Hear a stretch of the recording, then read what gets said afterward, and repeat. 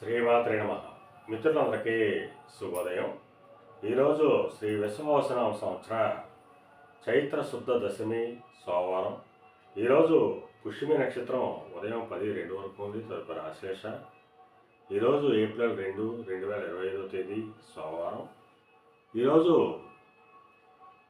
దుర్ముహూర్తం మధ్యాహ్నం 12:20 లాగైతే 1:16 వరకు ఉంది. మళ్ళా తిరిగి దుర్ముహూర్తం మధ్యాహ్నం 2:54 లాగైతే 3:43 వరకు ఉంది. వర్జ్యం రాత్రి 11:04 లాగైతే 12:42 వరకు కూడా వర్జ్యం ఇవ్వడం జరిగింది. ఈరోజు పంచాంగరీత్యా ఈ రకమైనటువంటి ఫలితాలు వచ్చేస్తున్నాయి. అలాగే ఈరోజు నక్షత్రమైనటువంటి పుష్యమి ఆశ్లేష నక్షత్రాలు ఎవరికి తారాబలం కుదురుతుందో మనం పరిశీలించేటైతే అశ్విని, మక్క, మూల ఈ నక్షత్రంలో జన్మించినటువంటి మన మిత్రులందరికీ కూడా ఈరోజు నక్షత్రాలైనటువంటి పుష్యమి ఆశ్లేష నక్షత్రాలు అనుకూలంగా ఉంటాయి. అందువల్ల ఇప్పుడు చెప్పుకున్నటువంటి నక్షత్ర జాతకులందరికీ ఈరోజు సౌకర్యంగా ఉండే అవకాశం ఉంది. అలాగే ఈరోజు రాశిఫలం మనం పరిశీలించినట్లయితే మేషరాశిలో జన్మించిన వాడికి ఆకస్మిక ప్రయాణాలు చేయవలసిన అవసరం ఉంటుంది. అందువలన ప్రయాణాల పట్ల అప్రమత్తంగా ఉండవలసిన అవసరం ఉంటుంది.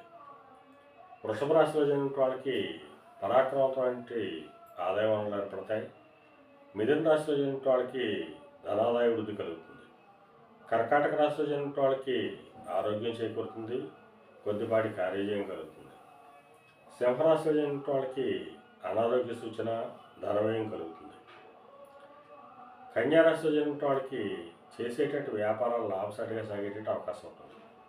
తులారాశిలో జన్మించిన వాడికి ఉద్యోగ అవకాశాలు పెరిగేటట్టు అవకాశం ఉంటుంది.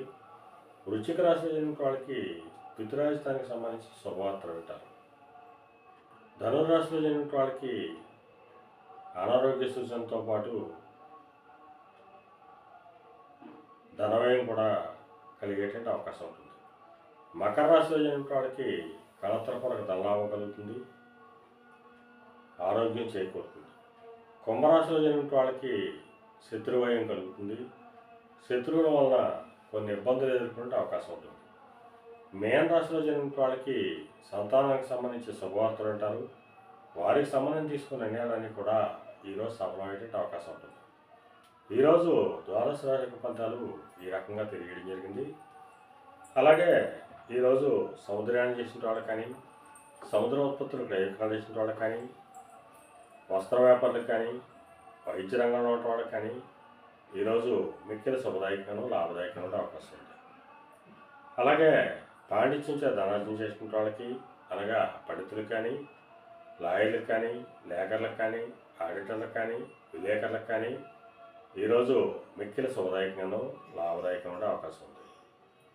ఈరోజు సోమవారం పుష్యమి ఆశ్లేష నక్షత్రాలు అంటే చంద్రుడు స్వక్షేత్రంలో ఉన్నాడు. అందువలన ఆ చంద్రశేఖరుణ్ణి, పరమేశ్వరుణ్ణి ఆవు పాలతో అభిషేకించినట్లయితే సర్వశుభాలు కలుగుతాయని, శత్రుజయం కలుగుతుందని, మనశ్శాంతి లభిస్తుందని, ఎటువంటి సమస్యనైనా ఎదుర్కొనేటువంటి మానసిక స్థైర్యం కలుగుతుందని చెప్పి తెలియజేయడం జరుగుతుంది. అలాగే మరలా ఇప్పుడు శుభోదయం కార్యక్రమంలో మరిన్ని విషయాలు తెలుసుకుందాం. అంతవరకు మన మిత్రులందరికీ మరొకసారి శుభోదయం. ఇట్లో మీ పెద్దబాబు సిద్ధాంతి వదలవాడు.